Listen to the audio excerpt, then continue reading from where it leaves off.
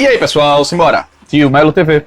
E hoje a gente vai com um estilo muito da hora que também foi relacionado ao Renascimento, que foi o estilo do maneirismo.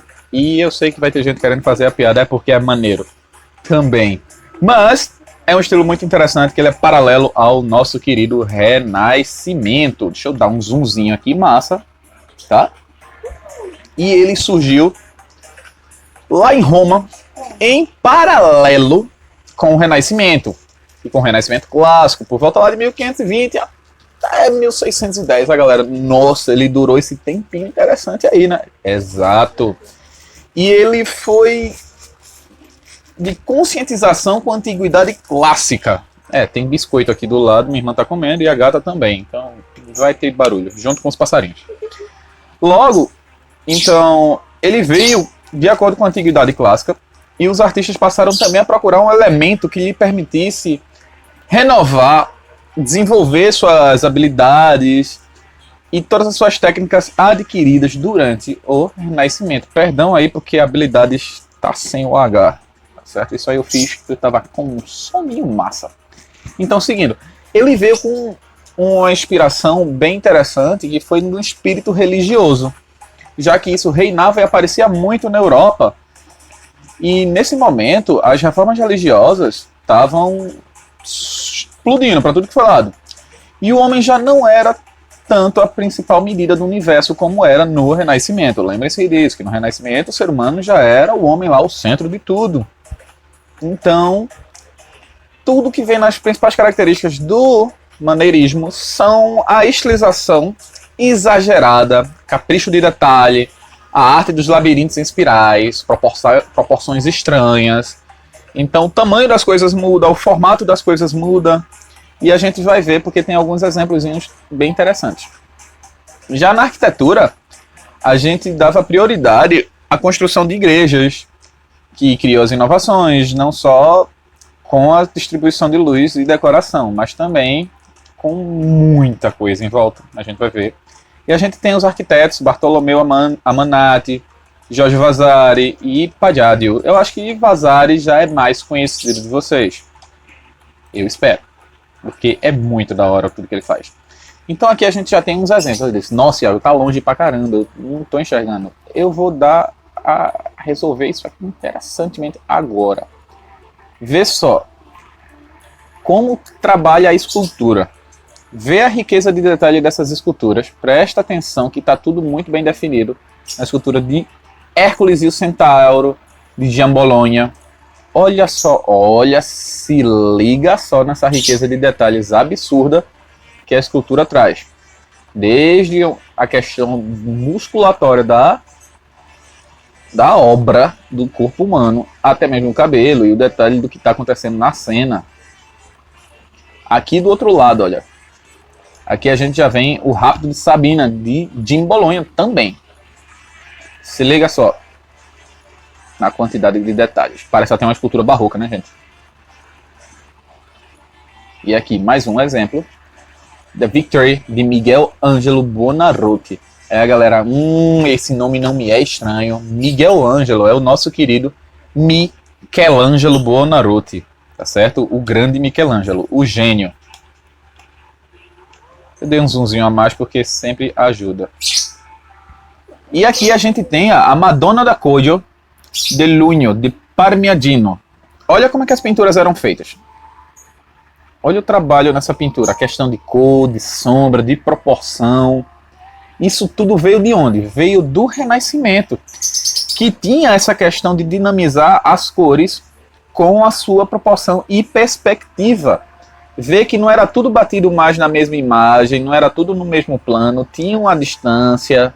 A gente já vai fazer toda essa análise. Vê essa outra obra aqui de Rosso Fiorentino.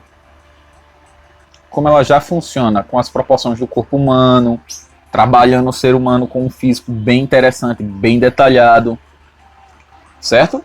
Então, vê só, isso tudo aí é da fonte de quem? Do Renascimento. E onde mais ele poderia florescer e criar asas dessa forma? No mesmo berço, já que eles são paralelos. Aonde? Na Itália. Então, o maneirismo lá na Itália foi devido ao seu cânone criado por quem? Pelo Renascimento, que levou bem um tempinho para ser interiorizado, para ser levado pelos artistas. Olha só a diferença, as formas começaram a ser tomadas. Lembra muito os quadros de Salvador Dalí, esse com as frutas. Olha as esculturas levadas em conta pelo nosso grande mestre Michelangelo. Então, todas as representações do maneirismo lá na Itália, elas foram tardias. E por isso que elas têm um conjunto dos dois estilos. Porque eles foram paralelos, mas o maneirismo ele custou a ser interiorizado, ele custou a ser absorvido pelos artistas. Já lá em Veneza, ela foi uma cidade dos padrões gerais das cidades italianas. Por quê?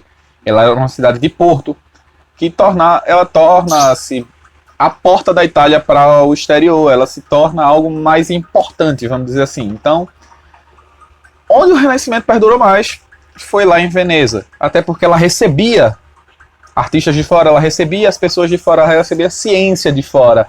Logo, tudo isso se tornou muito mais interessante e mais importante para esses estilos artísticos perdurarem por mais tempo. Então, Veneza foi muito importante. E olha só essa pintura como está interessante, porque os planos aqui agora também levam a questão da perspectiva. Seguindo o barco. E a arquitetura, Iago? Ela dá prioridade à construção de igrejas de plano longitudinal, ou seja, ela tem uns espaços muito mais largos com a cúpula, a parte de cima, a cúpula principal sobre o transepto. Tem um plano de uma igreja aqui que eu vou mostrar a vocês tudo direitinho. Deixando de lado os planos, aquela de plano centralizado, típica do Renascimento clássico. E a arquitetura do exterior representa a sobriedade, contrapondo-se principalmente com um interior extravagante.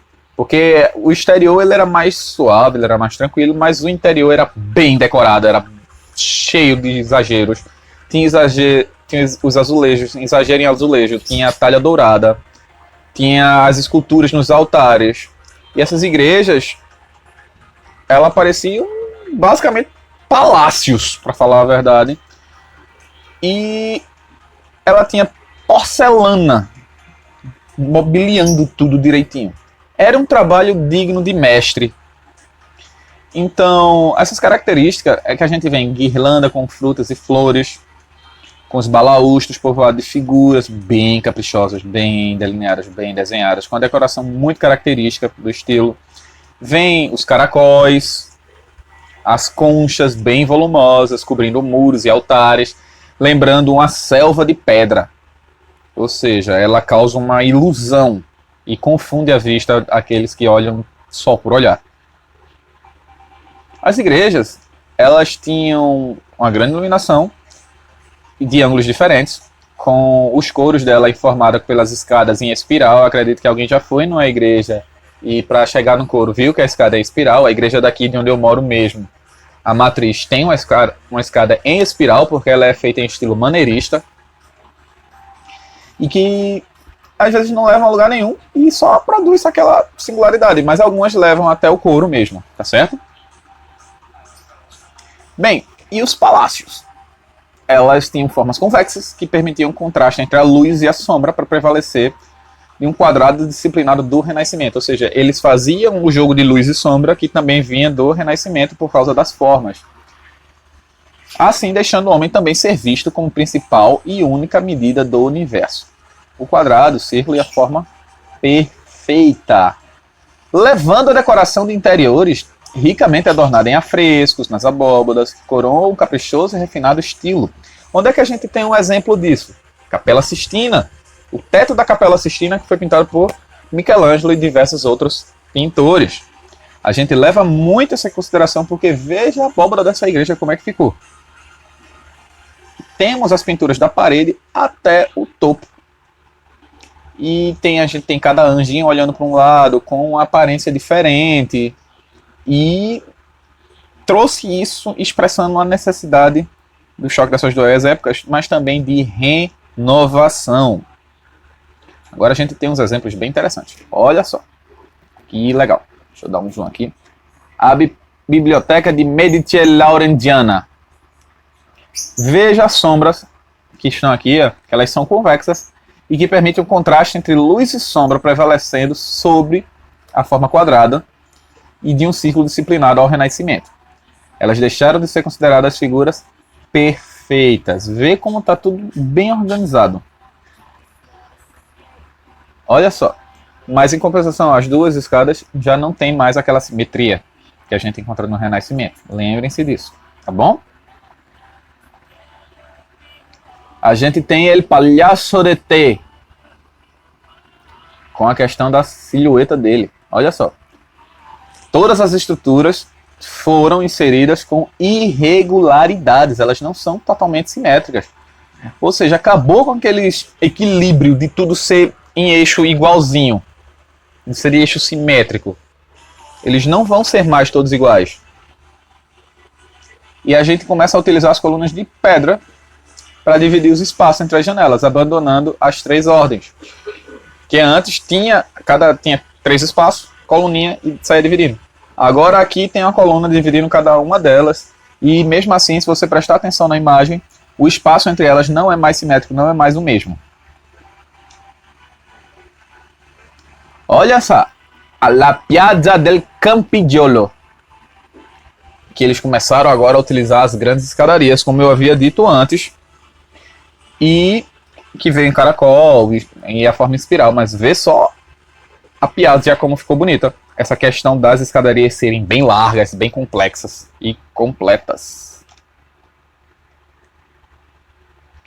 La Igreja de Gesso, que segue o mesmo padrão. Deixa eu dar um zoom para poder admirar um pouquinho a imagem. Olha só.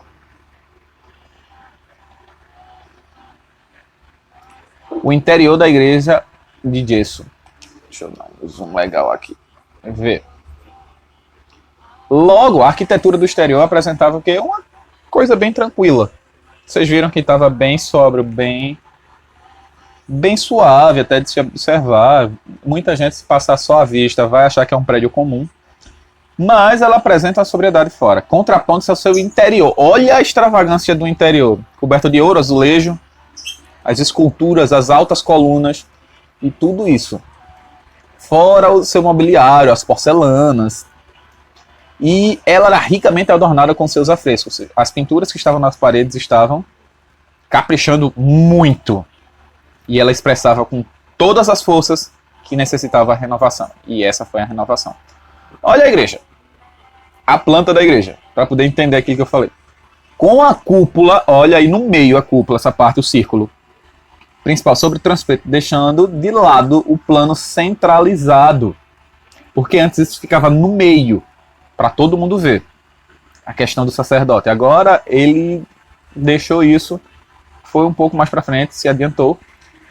E ela tinha prioridade de construção de igreja de plano longitudinal, com espaço que mais longos, mais largos também, para caber mais fiéis. E olha como ficou organizado agora. Muito bem parecido com as que a gente tem hoje. Até porque a maioria que a gente tem hoje também foi baseada nesse estilo. E agora vamos falar um pouquinho da galera. Miguel Ângelo. Eu acho que Miguel Ângelo a gente já bateu muito sobre ele, mas é sempre importante falar sobre Miguel Ângelo. Miguel Ângelo de Ludovico Buonarroti. Olha que nome bonito. E Simone.